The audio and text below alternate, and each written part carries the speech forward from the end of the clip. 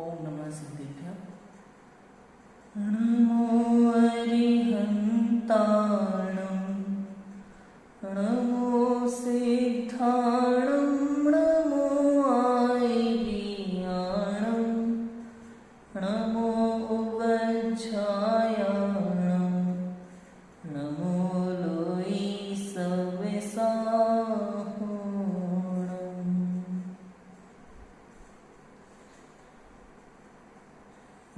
लक्ष्मी निवास निलयं विलीन विलयं निधाय हदीरम्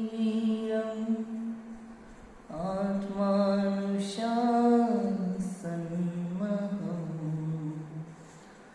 वक्षे मोक्षाय भव्यानाम्।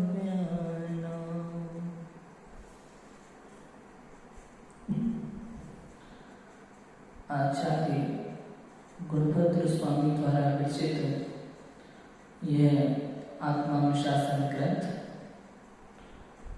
जिसमें अभी तक हमने देखा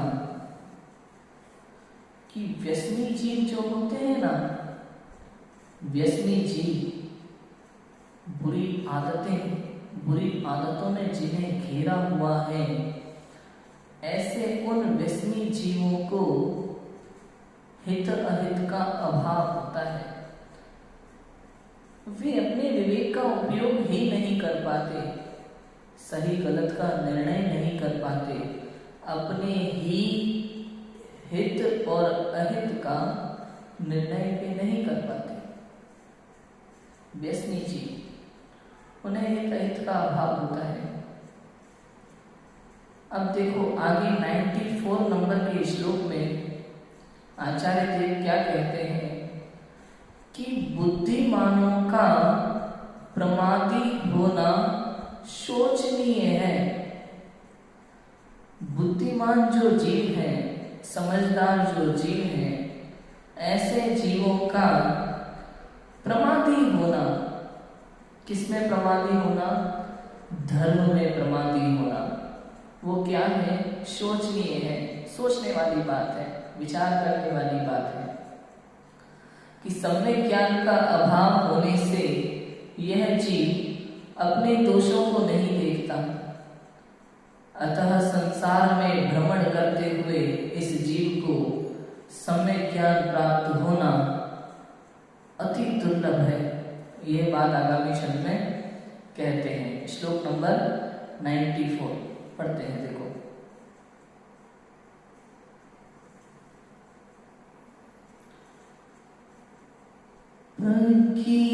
दुर्लभा सुष्टु दुर्लभा सानि जन्मनि तां प्राप्य हि प्रमाद्यन्ते तेषोऽज्ञा खलु धीमता। सद्बुद्धि होना दुर्लभ है, अति दुर्लभ विचार पर लोग बुद्धि प्राप्त कर रहे प्रमादी। अतः ज्ञानियों को है सोच कि संसार में विचार शक्ति रूप बुद्धि होना दुर्लभ है और परलोक के लिए प्रवर्तने वाली बुद्धि होना तो अति दुर्लभ है। अतः ऐसी बुद्धि प्राप्त करके भी प्रमादी रहने वाले जीव ज्ञानियों द्वारा सोचने योग्य है। कहते हैं कि पहले तो इस संसार में विचार शक्ति रूप बुद्धि होना अत्यंत दुर्लभ है। विचार शक्ति रूप बुद्धि होना भी दुर्लभ है। और हम देखते हैं ऐसा संसार में ऐसे कई जीव हैं, बहुत से जीव हैं हमारे आसपास, ऐसे बहुत से जीव हैं जो बिना विवेक के, बिना सोचे कुछ भी कार्य करने में तत्पर हो जाते हैं। वो हित अहित का विचार नहीं करते, कोई भी कार्य करने से पहले ये नहीं सोचती कि यह कार्य मेरे करने योग्य है भी या नहीं, बस करने लगते हैं। कुछ कार्य तो ऐसे हैं जो कुल परंपरा इत्यादि से जो चले आ रहे हैं उसे निभाने की दृष्टि से भी करते हैं। वो कार्य सही है या नहीं है, हमारे करने योग्य कार्य है या नहीं है, इसका विचार नहीं करते। इसलिए यहाँ लिखा कि संसार में विचार शक्ति रूप बुद्धि होना दुर्लभ है। श्लोक नंबर 94 पेज नंबर 87 कि संसार में विचार शक्ति रूप बुद्धि होना दुर्लभ है। और हम ये बात देखते हैं हमेशा। बहुत से कार्य ऐसे हैं जो हम भी करते हैं कई बार, जिसके विषय में विचार नहीं करते, बस करते जाते हैं। मैं तो हमेशा ये बात कहना चाहूँगा, जिनवाणी कहती है, और हमें इस बात को समझना चाहिए और निर्णय करना चाहिए कि कोई भी कार्य करें, चाहे मोक्ष मार्ग का हो या संसारिक कार्य हो, कोई भी कार्य हो, बिना विवेक के नहीं करेंगे, बिना सोचे नहीं करेंगे, बिना समझे नहीं करेंगे, बिना विचार के नहीं करेंगे। क्योंकि लोक में भी कहावत है कि बिना विचारे किए गए कार्य के बाद पछताना पड़ता है। अब पछताए होत काचक चिड़िया चुग गई खेत। समझ आया? मतलब कि बिना विचारे कार्य मत करो। कोई भी कार्य ऐसा हो संसार में जो हमें करना है तो उसके पीछे 10 तरह का विचार होना चाहिए। क्या इससे मुझे कोई लाभ है? क्या मुझे करना चाहिए? कहीं ऐसा तो नहीं मेरे इस कार्य से किसी जीव की हिंसा होती हो, कहीं ऐसा तो नहीं मेरे इस कार्य से किसी को कोई तकलीफ हो। ये सब विचार करना चाहिए। धन इत्यादि खर्च करने में भी सोचना चाहिए। जैसे हम यदि 100 रुपए का खर्चा करते हैं तो हमें सोचना चाहिए क्या इससे कम में भी इससे अच्छा कार्य हो सकता है। ये बहुत सारे कार्य, छोटे से छोटा कार्य और बड़े से बड़ा कार्य हमें सोच विचार कर करना चाहिए, बिना विवेक के नहीं करना चाहिए। इसलिए सबसे पहली चीज कि संसार में विचार शक्ति रूप बुद्धि होना दुर्लभ है, दुर्लभ है। अब सोचो संसार में ऐसे कितने जीव हैं जिन्हें ये विचार आता है। कौन सा विचार आता है? मैं कौन हूं। ऐसे कितने जीव होंगे जिन्हें ऐसा विचार आता है? नहीं आता। बहुत ही कम जीवों को आता है। और जिनको आता है उसके लिए पंडित टोडरमल जी ने क्या शब्द लिखा है कि भली होनहार है जिनकी भवितव्यता अच्छी है, जिनकी होनहार अच्छी है, उन्हीं को ऐसा विचार आता है, वही बुद्धिमान जीव है। और जिन्हें ऐसा विचार आता है ना मैं कौन हूं, वही वास्तव में मोक्ष मार्ग की ओर अग्रसर हो पाते हैं। हर कोई नहीं हो पाता। आज संसार में सबसे बुद्धिमानी जीव किसे कहा जाता है? किसे कहा जाता है सबसे बुद्धिमानी जीव? अगर बात की जाए तो किसका नाम लिया जाता है कि अल्बर्ट आइंस्टीन। लिया जाता है कि नहीं लिया जाता? भैया बहुत तेज दिमाग वाला था, बहुत बड़ा साइंटिस्ट था, म्यूजियम में रखा गया है उसके दिमाग को। म्यूजियम में रखने लायक है उसका दिमाग। क्यों म्यूजियम में रखने लायक है? कि इतना अच्छा पुण्य का उदय था, वो चाहता तो अपनी बुद्धि का सदुपयोग करके मोक्ष मार्ग में लग सकता था। उसने पूरे जीवन दुनिया भर की खोज कर ली, ये कहाँ से आया, ये कैसे है, ये कैसे है, ये कैसे है। एक बार भी ये नहीं सोचा कि मैं कहाँ से आया, मैं कौन हूं। ये विचार नहीं आया। पर की खोज में सारा जीवन खराब कर दिया, स्वयं की सुध तक नहीं ली। बुद्धिमान था क्या? ऐसे लोगों को बुद्धिमान नहीं कहा। ऐसे लोग बुद्धिमान नहीं है।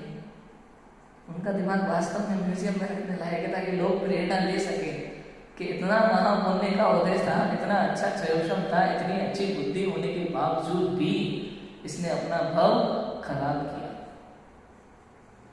समझ आया? हमें ऐसा नहीं करना। ये हमारे आदर्श नहीं है। तो हमारे आदर्श कौन है?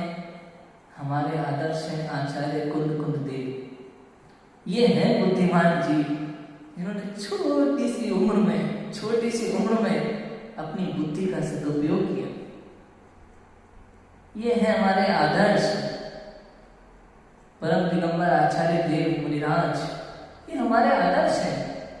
छोटी छोटी उम्र में पर से दृष्टि हटाकर निज की ओर जिन्होंने देखा, स्वसन्मुख हो गए, घर छोड़ दिया, घर के प्रति मोह त्याग दिया, शरीर के प्रति मोह त्याग दिया, पर के प्रति मोह त्याग दिया, दृष्टि हटा ली और स्वयं में एक मेघ हो गए।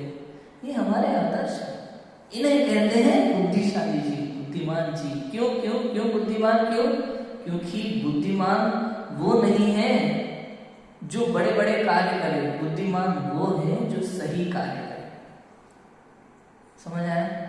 बुद्धिमान वो नहीं है जो संसार में बड़े बड़े काम करता है, बुद्धिमान वो है जो संसार में सही गलत का निर्णय करके सही कार्य की ओर अग्रसर होता है। समझ आया? ऐसे और ऐसा होना अत्यंत दुर्लभ है। और परलोक के लिए प्रवर्तने वाली बुद्धि होना तो अति दुर्लभ है, अति दुर्लभ। एक बार को संसारिक कार्य में थोड़ा बहुत कोई ना कोई व्यक्ति सोच भी लेता है, चलो ये वाला नहीं तो ये वाला, हम ये वाला बिजनेस नहीं करेंगे, इसमें लॉस है, ये वाला करेंगे, इसमें फायदा है, इतना तो चलो कोई सोच भी लेता है। लेकिन कभी ये सोचता है कोई क्या इसमें लगे रहे ना तो बहुत बड़ा लॉस हो जाएगा, अगर इसमें लगे रहे तो बहुत बड़ा लॉस हो जाएगा, इधर लगना चाहिए धर्म कार्य में, इधर लाभ ही लाभ है, बहुत फायदे हैं देखा जाए तो। यहाँ आत्मानुशासन में पुण्य को भी धर्म शब्द से बोला गया है, संबोधित किया गया है, पुण्य को भी। तो चरणामृत का ग्रंथ है तो उसे हमें समझना चाहिए। तो कहने की बात क्या है, समझने की बात क्या है यहाँ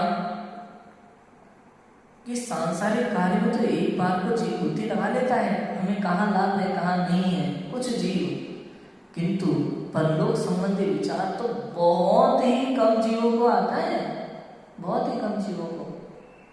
और मैं तो हमेशा कहता हूँ, लोग कहते हैं ना, बड़े बड़े लोग जो बिजनेसमैन हैं और कोई बहुत बड़े लोग होते हैं, वो हमेशा कहते हैं कि कुछ करो, कुछ करो, क्या करो, कुछ करो, ऐसे बैठे मत रहो, सपने देखोगे तो सपने पूरे होंगे, इसलिए कुछ ना कुछ करते रहो, जरूर फल मिलेगा।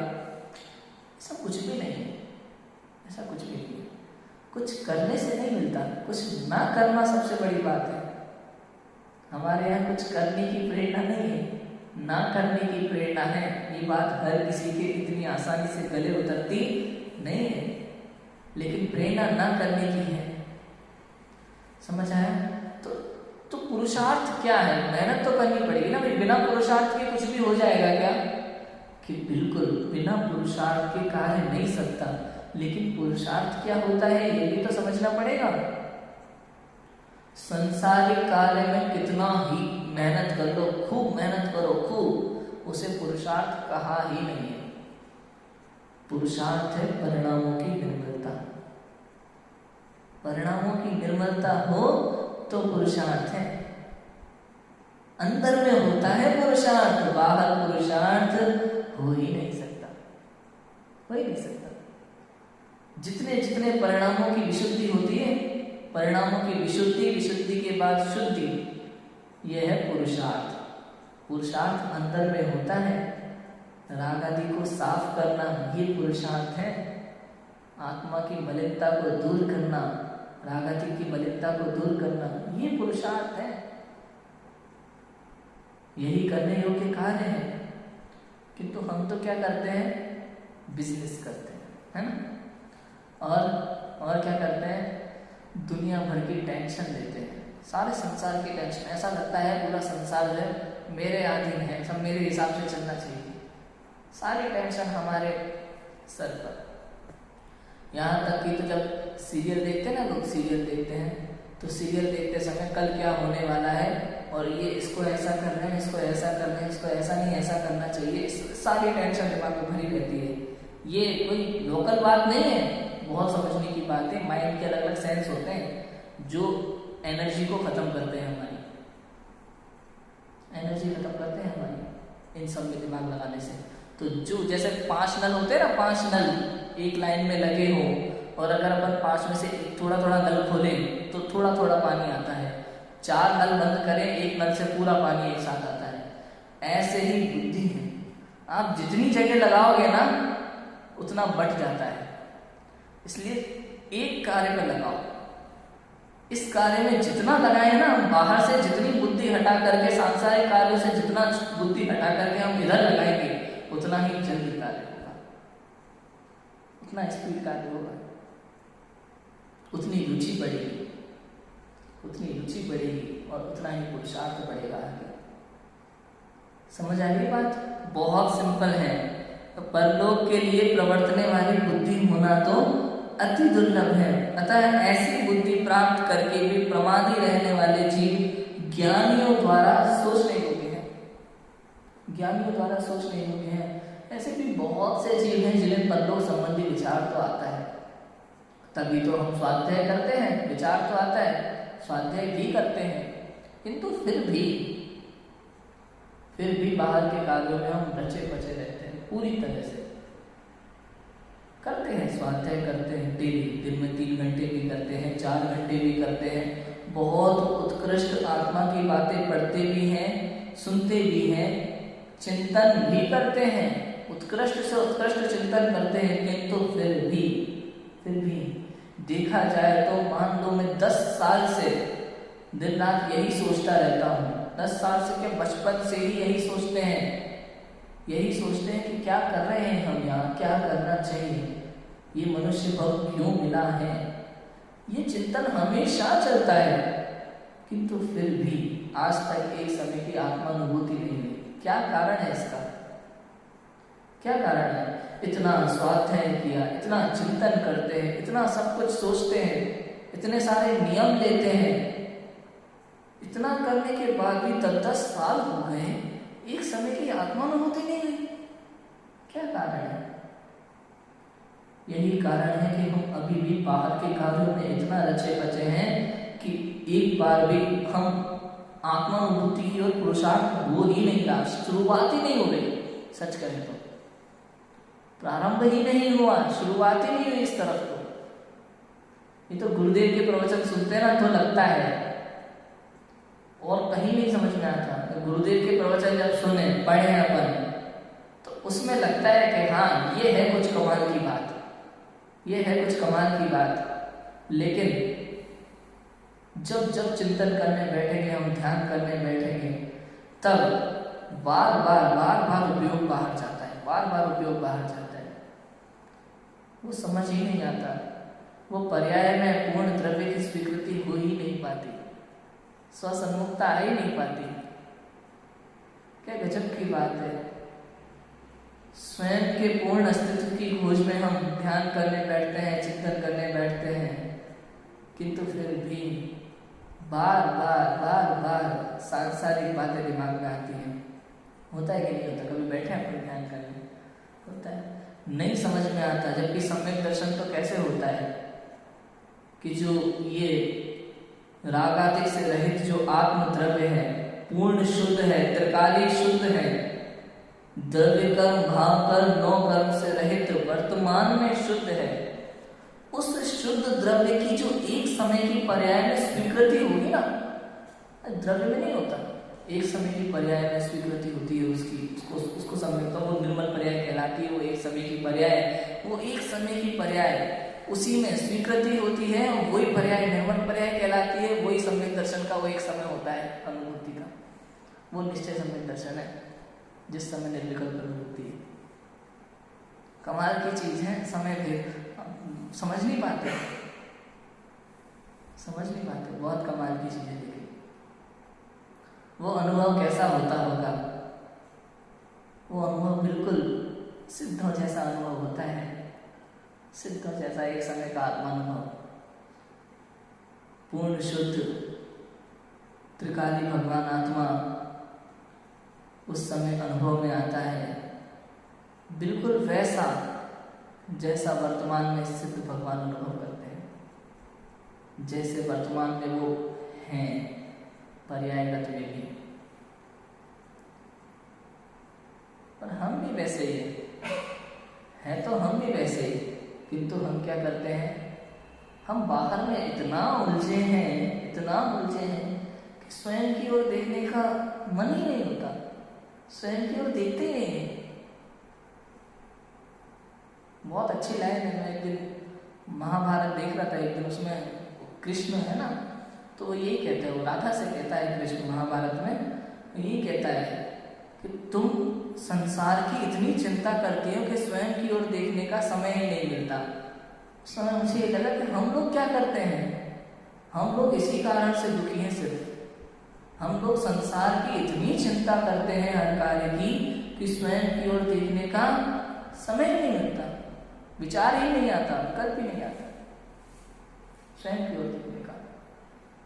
आप देखो ऑफिस में, परिवार में, विद्यालय में छोटी सी घटना घट जाए हमारे साथ, छोटी सी बात हो जाए तो हम कितना परेशान हो जाते हैं, कितने उतावले हो जाते हैं, आकुल व्याकुल हो जाते हैं।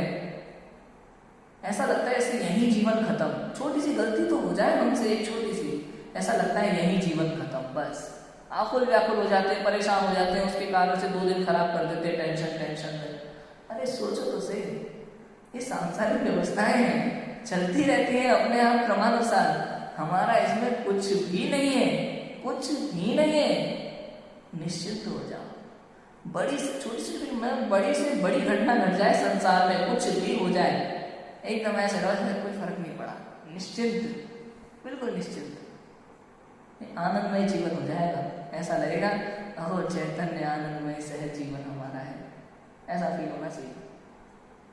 कुछ भी हो जाए, चाहे परिवार में जन्म की खुशी हो या मृत्यु का महोत्सव हो, दोनों समय भी समान भाव।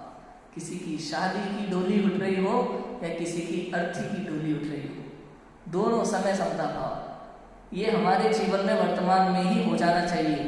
ये कैसे होगा? ये स्वाध्याय के प्रभाव से अपने आप होता है।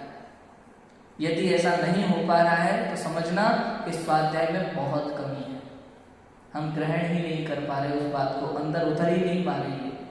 जब तक ये समता भाव नहीं आएगा ना, संसार में सारी घटनाओं के प्रति जब तक समता भाव नहीं आएगा, तब तक समझना अभी तक स्वाध्याय में कमी है, हम ग्रहण ही नहीं कर पा रहे, हम उस बात को गले से उतार ही नहीं पा रहे, अंदर स्वीकृति नहीं हो पा रही इस बात की, ये समझना। और वास्तव में तो देखा जाए कि जब तक आत्मानुभूति नहीं हो रही है तब तक यही समझना कि हमने अभी तक स्वाध्याय चिन्वाणी की बात को गले उतारा ही नहीं उतारा, निश्चित रूप से। तभी माना जाएगा देवशास गुरु का परम भक्त सम्यक दृष्टि ज्ञानी जीव ही माना जाता है। वही मोक्ष मार्ग की शुरुआत है, वही शुरुआत है, वही धर्मी है। जब तक वो नहीं है तब तक कुछ भी नहीं है। लेकिन ऐसी बुद्धि प्राप्त करके भी प्रमादी रहने वाले जीव ज्ञानियों द्वारा सोचने योग्य हैं। ज्ञानियों को ऐसे जीवों के प्रति ही विचार आता है कि इतना समझदार है, इतना बुद्धिशाली जीव है, ये भी ऐसे जगह पे लगता नहीं है। संसार में भी आप देखो, एक विद्यालय है, विद्यालय में एक कक्षा है, एक कक्षा में कई तरह के विद्यार्थी पढ़ते हैं। उनमें जिस विद्यार्थी पर शिक्षक को बहुत भरोसा होता है कि अच्छा बुद्धिशाली जीव है, अच्छा काम करता है, वही विद्यार्थी जब कोई गलत कार्य कर दे तो शिक्षक क्या कहता है? तुमसे तो ये उम्मीद नहीं थी, तुम भी ऐसे कार्य करते हो, ये बात तो विचार करने की, तुमने ऐसा कर कैसे दिया, तुम ऐसा कैसे कर लेते हो? ऐसे ही जब कोई बुद्धिशाली समझदार व्यक्ति स्वपर का निर्णय करने वाला, हित अहित का विचार करने वाला ऐसा व्यक्ति जब बाहर के कार्यों में इतना उलझ जाए, रचपच जाए, तो उसे लेकर के ज्ञानियों को विचार आता है कि कैसी होनहार होगी इनकी, कैसी भवितव्यता होगी इनकी भविष्य में, कि इतना पुण्योदय प्राप्त करने के बाद भी ये इस दिशा में जाए। प्राचीन समय में जो अपन वर्तमान योग देखें तो राजा महाराजा लोग जो होते थे, क्षत्रिय, वो सब पुण्यशाली जीव होते थे, इसलिए राजा महाराजा होते थे, पुण्यशाली जीव होते थे। अब किंतु यदि वो मोक्ष मार्ग का प्रयत्न करें बाद में तो ठीक है, और जो प्रयत्न नहीं करते उनके लिए ज्ञानी जीवों का ऐसा विचार आता है कि ऐसे पुण्यशाली जीव किस दिशा की ओर जा रहे हैं, है ना? ये बात है समझने की। देखो भावार्थ इसमें बहुत अच्छे से बताया है कि हम लोग कहाँ तक पहुँच चुके हैं और कैसे कैसे जीव और हैं संसार में जो बुद्धिमान नहीं है। कि एक इंद्रिय असंगी और कुछ अपर्याप्तक संगी जीवों को मन संबंधी से विचार ही नहीं है तथा उन्हें संसार में इन्हीं पर्यायों में बहुत काल भ्रमण करना पड़ता है। इसलिए प्रथम तो बुद्धि की प्राप्ति होना ही कठिन है। यदि कदाचित किसी को बुद्धि की प्राप्ति भी हो जाए तो परलोक के लिए धर्म रूप विचार होना महाकठिन है। अनंत बार मन सहित होने पर भी किसी जीव को धर्म बुद्धि होती है। जो जीव महाभाग्य से धर्म बुद्धि पाकर भी सावधान नहीं रहते, धर्म साधन में शिथिल रहते हैं, ज्ञानियों को उनकी चिंता होती है कि ऐसा अवसर पाकर चूकने वालों की होनहार कैसी होगी। इसलिए धर्म बुद्धि पाकर प्रमादी होना योग्य नहीं। ये स्वाध्याय जीवों के लिए कह रहे हैं ये बात। शॉर्टकट में हम समझ लें आज की भाषा में, अपनी भाषा में तो कि किसके लिए ये बात, ये स्वाध्याय जीवों की बात है। कि ऐसे तो संसार में बहुत लोग हैं जो अपनी दुनिया भर की सोच में लगे हुए हैं, दुनिया भर के कार्यों में लगे हुए हैं। कोई व्यसनी बन के बैठा हुआ है, कोई पर कार्यों में इतना उलझा हुआ है कि उसे हित का विचार तक नहीं आता। किंतु ऐसे भी कुछ जीव हैं संसार में जिन्हें हित अहित का विचार आता है, जो परलोक संबंधी विचार करते हैं, जो मोक्ष मार्ग की ओर अग्रसर होना चाहते हैं। ऐसे भी संसार में कई जीव हैं, किंतु वे भी चाहते तो हैं लेकिन उस रूप कार्य नहीं करते। हम लोगों का भी तो ऐसा ही है। हमें आत्मा की बातों की रुचि तो है लेकिन आत्मा की रुचि नहीं है। वास्तव में देखा जाए तो हमें आत्मा की बातें सुनना अच्छा लगता है। जब गुरुदेव के प्रवचन सुनो तो हृदय प्रफुल्लित हो उठता है, रोम रोम खिलने लगते हैं। जब कोटा में हम क्लास पढ़ते थे, समय सार की क्लास, नए चक्र की क्लास, मोक्ष मार्ग प्रकाशक की क्लास, क्रमबद्ध पर्याय की क्लास, तो हृदय प्रफुल्लित होता था। ऐसा लगता था जैसे कोई अमूल्य निधि, मजा आ गया, बहुत आनंद आ रहा है। लेकिन फिर भी बस आत्मा की बातें सुनने में आनंद आ रहा है, उस रूप कार्य नहीं हो रहा, अनुभव नहीं हो रहा। हम पुरुषार्थ ही नहीं करते। मंदिर में बैठ करके उसका 1 घंटे के प्रवचन का पूर्ण आनंद लेते हैं और मंदिर से बाहर निकलते ही अपने दुनिया के कार्य देखना शुरू कर देते हैं। आदत हमारी यही होती है।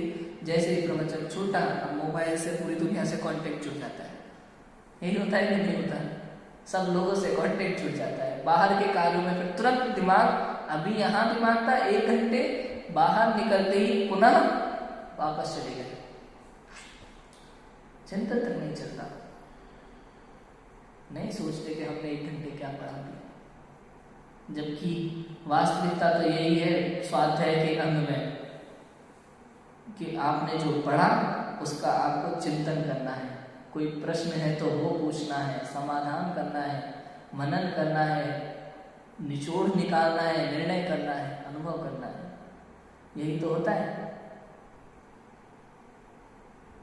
स्वाध्याय कब कहा जाएगा? जब आपको वो बात कंफर्म हो गई। मतलब समझे, जैसे मान लो मैंने ग्रंथ पढ़ा या मैंने किसी से पढ़ा, प्रवचन सुने किसी विद्वान के। अब वो तो उन्होंने प्रवचन किए, मैंने सुन लिए, है ना। उन्होंने प्रवचन किए, मैंने सुन लिए, किंतु मुझे समझ में आ रहा है कि नहीं आ रहा। और अगर समझ में आ भी गया तो मैं उसको स्वाध्याय कब माना जाएगा? आपका खुद का स्वाध्याय, उसी प्रवचन को खुद का स्वाध्याय कब माना जाएगा? जब आप उसी बात को जो आपने अभी प्रवचन में सुना या स्वाध्याय किया, उसी बात को स्वयं अपने अनुसार, अपने उदाहरणों से, अपने दृष्टांतों से किसी और को समझा सको, 4 लोगों को और पढ़ा सको, तब जाकर के समझना कि हाँ हमने समझा है। तब तक तो कंफर्म ही नहीं है कि हमें खुद भी समझ में आया कि नहीं आया। जो हमने पढ़ा, जो हमने सुना, उसे जाकर के अपने अनुसार, अपनी बुद्धि से, बिना पढ़े 4 लोगों को अपने अलग नए दृष्टांतों से समझा सको, तब मानना कि हाँ अब हमें ये बात समझ में आ गई। लेकिन फिर भी वो अपना निज वैभव कहलाएगा, लेकिन उसके बाद भी उस रूप अनुभव होना भी शेष है। वो होना अत्यंत आवश्यक है, अत्यंत आवश्यक है। समयसार जो ग्रंथ है ना, समयसार जी, वो आचार्य कुंद देव का निज वैभव है, पता है। आचार्य कुंद देव ने 5वीं गाथा में इस बात को लिखा है कि ये मैं प्रमाण करके लिख रहा हूँ स्वयं अपने अनुभव से, और तुम मैं लिख रहा हूँ इसलिए मत मानना, इसलिए का बुद्धि जरूरी है, पहले मैं लिख रहा हूँ इसलिए स्वीकार मत करो, आप स्वयं अनुभव करके प्रमाण करो, तब स्वीकार करो। स्वयं अनुभव करके प्रमाण करो। अग्नि तो दुनिया पढ़ा लेगी, अग्नि गर्म होती है, अग्नि गर्म होती है, अग्नि गर्म होती है। ऐसा कौन है जो छोटे बच्चे को समझा सके कि अग्नि गर्म होती है? समझा सकते हैं अपन? कोई बच्चा है 2 साल का, बार बार अग्नि को छूने के लिए जाता है, मोमबत्ती जली हुई है, चिमनी जली हुई है, वो बार बार आग पकड़ने के लिए जाता है, कितना समझाओगे वो मान जाए? नहीं समझाया जा सकता। तो क्या करना चाहिए? तो जा, एक बार चला जा, पकड़ ले आग को, एक बार जाएगा, हाथ से आग पकड़ेगा, मालूम चल जाएगा कि गर्म है, उसके बाद दोबारा जाएगा क्या? इसे कहते हैं अनुभव। ऐसा होना चाहिए आत्मा का अनुभव। हमने गुरुओं की वाणी सुनी, आत्मा ऐसा है, आत्मा वैसा है, अनंत गुणों का धनी है, अनंत शक्तियां है, ये है वो बहुत बहुत बहुत सुना, बहुत सुना, बहुत सुना, किंतु हमें कब अनुभव में आएगा? एक बार स्वयं अनुभव करके देखेंगे तब उसी को ये ऐसा है, इस स्वभाव, ये स्वभाव हमें अनुभव में आना चाहिए। यही स्वभाव कि ज्ञान ही ज्ञान को जानता है, 6वीं गाथा, ज्ञान ही ज्ञान को जानता है, ये हमें अनुभव में आना चाहिए कि जितने भी समस्त पदार्थ हैं वही वो मेरा ज्ञान, जो हमें जो जिसे मैं जानता हूँ, वास्तव में ज्ञान ही ज्ञान को जानता है, ज्ञान ज्ञान को ही जानता है। दोनों तरह से होता है ना। जितने भी पदार्थ है उनका प्रतिबिंब बनता है अपने ज्ञान पर, डायरेक्ट नहीं जानते। पदार्थ का प्रतिबिंब ज्ञान पर बनता है, तो ज्ञान ज्ञान को ही जानता है। ये हमारी 6वीं गाथा बताती है। जैसे आँख में भी ऐसा ही होता है, आँख में कोई भी पदार्थ हो ना, उसका प्रतिबिंब बनता है पर्दे पर, फिर हम हमारी जो अंदर गोलक है आँख, वो पर्दे पर उस पदार्थ को देखती है। ऐसे ज्ञान में होता है, तो ज्ञान ज्ञान को ही जानता है। समझने की बात है, वही अनुभव, वही अनुभव कि ये जो है मैं ही हूँ। ये ज्ञान ज्ञान को ही जानता, तो ज्ञान कौन है? ज्ञान कौन है? कि मेरा ज्ञान है, मैं अलग हूँ, मेरा ज्ञान अलग है। ऐसा मेरा ज्ञान है, मैं ज्ञान, मैं स्वयं ज्ञान, मैं स्वयं, ये ज्ञान जो है वो मैं ही हूँ। ऐसा अनुभव, ये कहना चाहिए कि वैसे तो बहुत सरल भी है, और देखा जाए तो बहुत कठिन भी है। समझ आ जाए, अनुभव हो जाए तो सरल है, तो जब तक नहीं हुआ तब तक कठिन है। समझ आए? बहुत सिंपल है समझने के लिए, देखा जाए तो। इसलिए कहा यहाँ, क्या कहा? लेकिन जिनको ऐसा विचार नहीं आता, महापुण्यशाली, पुण्य मतलब क्या? पुण्यशाली मतलब क्या? पुण्यशाली मतलब क्या होता है? ये कि भैया ये पुण्यशाली जीव, राजा महाराजा पैसे वाले लोग, ये पुण्यशाली जीव। पुण्यशाली जीव का अर्थ है जिन्होंने पूर्व में, पहले के समय में मोक्ष मार्ग के भाव किए हैं। ऐसे जीव जो पूर्व समय में ऐसे भाव करके आए हैं कि हमें मोक्ष मार्ग में लगना ही है, जिन्होंने पूर्व समय में मोक्ष मार्ग के लिए पुरुषार्थ भी किया किंतु नहीं हो पाए सफल, ऐसे जीव वो है जो अपने उस धर्म रूप कार्य के पुण्य के फल से, उस पुण्य के फल से यहाँ संपन्न रूप में हमें दिखाई देते हैं।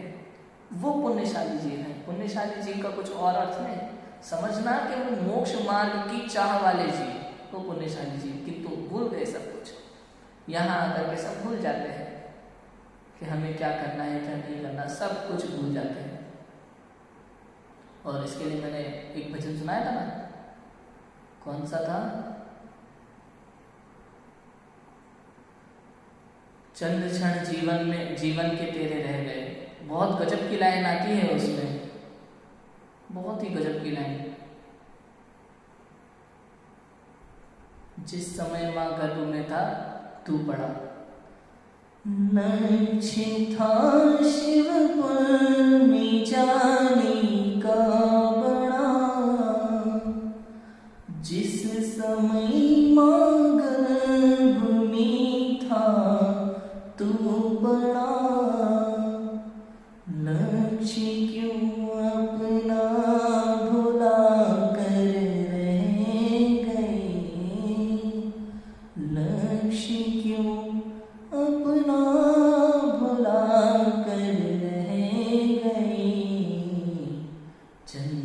क्षण जीवन की तेरे रह गई।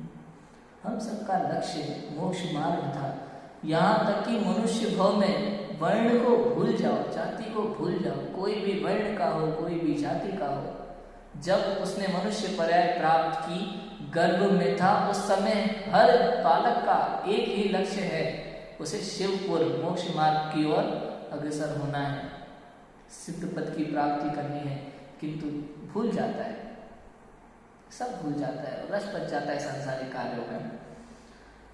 इसलिए यहाँ लिखा कि ऐसे जीव जो पुण्यशाली हैं, समझदार हैं, बुद्धिमान हैं, वो जब मोक्ष मार्ग का विचार नहीं करते, आत्महित का विचार नहीं करते, सांसारिक कार्यों में उलझ कर रह जाते हैं, अनादिकाल से जो करते आ रहे थे उसके फलस्वरूप अनंत दुख भोगी वर्तमान में भी वही करते जा रहे हैं, ऐसे जीवों की दशा सोचनीय है।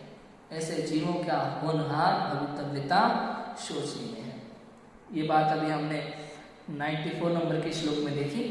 अब अगला श्लोक है, ज्ञानियों का राजादिक का त्रास होना विचारणीय। बहुत कमाल का श्लोक है 95, जिसकी चर्चा हम कल करेंगे। इसमें बहुत कमाल की बातें आएंगी कि ज्ञानी जीव भी राजाओं के दास बन के बैठे हैं आज के समय में, ये भी विचार करने की बात है। इस विषय में आएगा, जिसकी चर्चा हम कल करेंगे।